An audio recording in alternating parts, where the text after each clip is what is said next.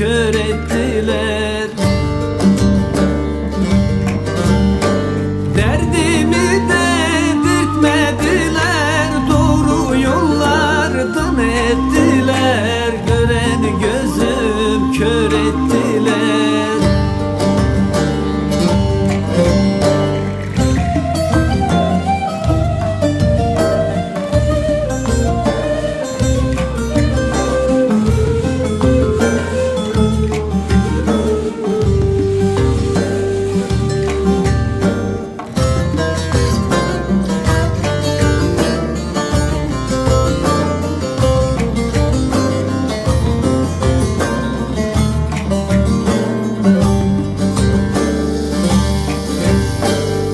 Kederi yüklediler, derdime dert eklediler. Bunca yükü sakladılar, beni bana bırakmadılar. Ölmem dedim, öl dediler.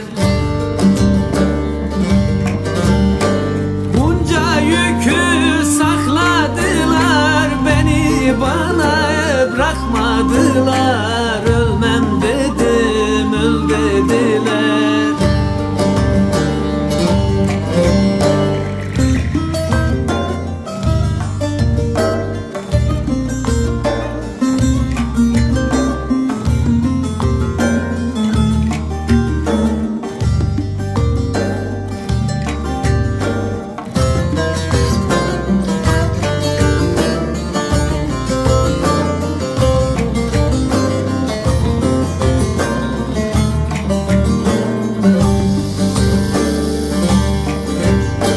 Hiç teselli vermediler, tek